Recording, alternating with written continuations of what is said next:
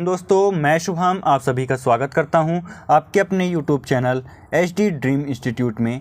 जैसा कि आपको पता है कि यूपी पुलिस कांस्टेबल और उसके साथ SSC GD की परीक्षाएं बहुत ही जल्द होने वाली हैं। तो उसके लिए आपका GK और GS का ये प्रैक्टिस सेट रहने वाला है। जैसा कि आपको पता ही होगा कि यूपी पुलिस कांस्टेबल में 38 क्वेश्चन आपके GK से पूछे जाने हैं। 38 क्वेश्चन, आप समझ रहे हैं, 38 क्वेश्चन आपके GK से केवल रहेंगे। तो ये GK की प्रैक्टिस सेट आपके लिए यूपी पुलिस कांस्टेबल के लिए बहुत ही ज़्यादा महत्वपूर्ण रहने वाली है। तो बिना स्किप किए क्लास को पूरा देखिएगा। तो चलते हैं फर्स्ट क्वेश्चन की तरफ। तो फर्स्ट क्वेश्चन हमसे क्या कहता है कि चंद्रशेखर सीमा किस पर लागू होती है। चंद्रशेखर सीमा किस पर लागू होती है। ऑप्शन ए प्रकाश की गति पर, ऑप्शन बी वनस्पति जीवन पर, ऑप्शन सी सितारों पर, ऑप्शन डी इनमें से कोई नहीं। जल्दी से बताइएगा कि इसका आंसर कौन सा सही हो जाएगा। तो इसका जो राइट आंसर हो जाएगा दोस्तों वो हो जाएगा ऑप्शन नंबर सी सितारों पर। अगर बात कर ली जाए कि चंद्रशेखर सीमा होती क्या है तो और किस पर लागू होती है, तो ये सीमा तब लागू होती है जब किसी तारे का परमाणु ईंधन खत्म हो जाए या चुक जाता है, तब ये सीमा लागू होती है। चलते हैं नेक्स्ट क्वेश्चन की तरफ। तो नेक्स्ट क्वेश्चन नंबर सेकंड हमसे क्या कहता है कि हमारे फेफड़े में मतलब हम सब के फेफड़े में खाली स्थान कोशिकाएं होती हैं। Option A 300 million, option B 400 million, option C 600 million, option D 200 million. तो कौन सा आपको सही जवाब लग रहा है, जल्दी से बताइएगा। तो इसका जो राइट आंसर हो जाएगा दोस्तों वो हो जाएगा ऑप्शन नंबर ए 300 मिलियन। अगर बात कर ली जाए फेफड़े की, तो फेफड़े में एल्वियोली नाम की 300 मिलियन से अधिक छोटे वायुथैलियाँ होती हैं। छोटे वायुथैलियाँ होती हैं, कुछ इस प्रकार से वो बनी होती हैं, छोटी वायुथैलियाँ होती हैं। चलते हैं नेक्स्ट क्वेश्चन की तरफ। नेक्स्ट क्वेश्चन नंबर थर्ड हमसे क्या कहता है कि फलों में मीठे स्वाद का कारण है। जो फल होता है उसमें मीठे स्वाद का कारण क्या होता है, ये आपसे पूछा गया क्वेश्चन में। इसका जो राइट आंसर हो जाएगा दोस्तों वो हो जाएगा फ्रैक्टोज, जो इसमें दिया ही नहीं गया है। ऑप्शन नंबर डी एकदम से सही जवाब हो जाएगा। इसमें फ्रैक्टोज या फैक्टोज,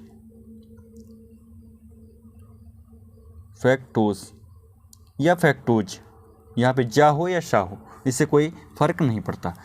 बात कर ली जाए थोड़ी सी फ्रैक्टोज की, तो यह फ्रैक्टोज जो होता है वो चीनी का एक प्राकृतिक रूप होता है।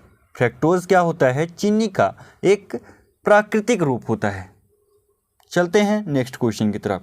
Next question number fourth, Shivaji के समसामयिक मराठा संत का नाम था। शिवाजी के समसामयिक मराठा संत का नाम क्या था, यही आपसे क्वेश्चन में पूछा गया है। अक्सर इस टाइप के क्वेश्चन आपको यूपी पुलिस कांस्टेबल में देखने के लिए मिलेंगे।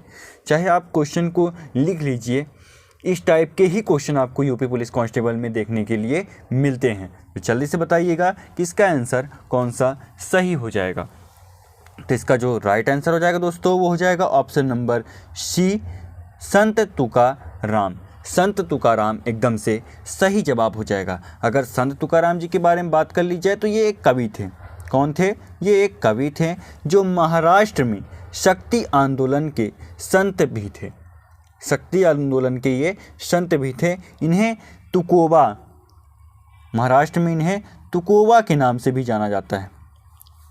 ये भी आपको अच्छे तरीके से याद रखना है। कल को पूछ लिया जाए कि तुकाराम को और किस नाम से जाना जाता है, तो तुकोबा नाम से भी इनको जाना जाता है। चलते हैं नेक्स्ट क्वेश्चन की तरफ। नेक्स्ट क्वेश्चन नंबर फिफ्थ हमसे क्या कहता है। ये संविधान का क्वेश्चन है या पॉलिटी का, आप समझ सकते हैं, ठीक है। चाहे संविधान बोल लीजिए चाहे पॉलिटी बोल लीजिए। भारत के संविधान में समवर्ती में सूची की अवधारणा गृहीत की गई है। भारत के संविधान में समवर्ती की सूची की अवधारणा गृहीत की गई है या संग्रहित की गई है, कहाँ से लिया गया है, जल्दी से बताइएगा। तो किसके संविधान से लिया गया है, यही आपसे पूछा गया है क्वेश्चन में। इसका जो राइट आंसर हो जाएगा वो हो जाएगा ऑप्शन नंबर ए ऑस्ट्रेलिया के संविधान से। कहाँ से लिया गया है, तो ऑस्ट्रेलिया के संविधान से इसे लिया गया है। किसको लिया गया है, समवर्ती सूची की अवधारणा को। चलते हैं नेक्स्ट क्वेश्चन की तरफ। तो नेक्स्ट क्वेश्चन नंबर 6 बहुत ज़्यादा इंपॉर्टेंट क्वेश्चन है। ये हिस्ट्री का क्वेश्चन है और बहुत ज़्यादा इंपॉर्टेंट क्वेश्चन है। ये कई बार परीक्षाओं में पूछा गया है। निम्नलिखित में से किस वायसराय के शासनकाल में 1857 की क्रांति हुई थी? किसके शासनकाल में ये जो 1857 की क्रांति हुई थी वो किसके शासनकाल में हुई थी? यही आपसे क्वेश्चन पूछा गया है। तो इसका राइट आंसर हो जाएगा दोस्तों, हो जाएगा लॉर्ड कैनिंग। यहाँ पे केवल कैनिंग बस लिखा है, तो लॉर्ड आप अपने से लगा सकते हैं या याद रख सकते हैं कि लॉर्ड कैनिंग के शासनकाल में 1857 की क्रांति हुई थी। और 1857 की क्रांति की शुरुआत किस महीने में हुई थी? तो 10 मई को। कब हुई थी? 10 मई को इसकी शुरुआत होती है। और कहाँ से होती है ये भी क्वेश्चन पूछ लिया जाता है कि 1857 क्रांति की शुरुआत किस शहर से हुई थी? तो मेरठ से हुई थी। कहाँ से हुई थी? ये इसकी शुरुआत मेरठ से हुई थी। और किसके खिलाफ था? तो ब्रिटिश ईस्ट इंडिया कंपनी के सिपाहियों ने ही विद्रोह कर दिया था। किसने किया था? सिपाहियों ने ही विद्रोह कर दिया था। किसके सिपाहियों ने? ब्रिटिश ईस्ट इंडिया कंपनी के सिपाहियों ने। चलते हैं नेक्स्ट क्वेश्चन की तरफ। तो नेक्स्ट क्वेश्चन नंबर 7 क्या बोलता है हमसे कि संविधान सभा में देशी रियासतों के 70 प्रतिनिधि थे। संविधान सभा में देशी रियासतों के 70 प्रतिनिधि थे। निम्नलिखित में से किस रियासत ने सर्वाधिक प्रतिनिधि संविधान सभा में भेजे? किस रियासत ने सबसे ज़्यादा प्रतिनिधि भेजे थे संविधान सभा में? तो इसका राइट आंसर हो जाएगा दोस्तों, वो हो जाएगा मैसूर। ऑप्शन बी में आपको देखने के लिए मिल रहा होगा। ऑप्शन नंबर बी एकदम से सही जवाब हो जाएगा। चलते हैं नेक्स्ट क्वेश्चन की तरफ। तो नेक्स्ट क्वेश्चन नंबर 8। ये भी क्वेश्चन आपका स्टैटिक जीके का है और बहुत ही अच्छा क्वेश्चन है। भारत में सबसे बड़ा बाघ अभयारण्य टाइगर रिजर्व कौन सा है? भारत में सबसे बड़ा बाघ अभयारण्य टाइगर रिजर्व कौन सा है? ये क्वेश्चन में पूछा गया आपसे। तो जल्दी से बताइएगा कि इसका आंसर कौन सा सही हो जाएगा। तो इसका जो राइट आंसर हो जाएगा दोस्तों वो हो जाएगा option number C, Nagarjun बाघ। नागा अर्जुन बाघ अभयारण्य जो है एकदम से सही जवाब हो जाएगा। अगर बात कर ली जाए कि इसकी स्थापना कब हुई थी तो 1983 में इसकी स्थापना हुई थी। कब हुई थी? 1983 में इसकी स्थापना हुई थी। और इसका अगर किलोमीटर या वर्ग किलोमीटर में पूछ लिया जाए कि इसका क्षेत्रफल कितना है तो 3568 वर्ग किलोमीटर। कितना? 3568 वर्ग किलोमीटर इसकी जो क्षेत्रफल है, इसका कुल क्षेत्रफल है 3568 वर्ग किलोमीटर इसका कुल क्षेत्रफल आपका रहने वाला है। क्वेश्चन की बात कर ली जाए, क्वेश्चन नंबर 9 हमसे क्या कहता है? भारत में राष्ट्रीय खेल दिवस किस तिथि को मनाया जाता है?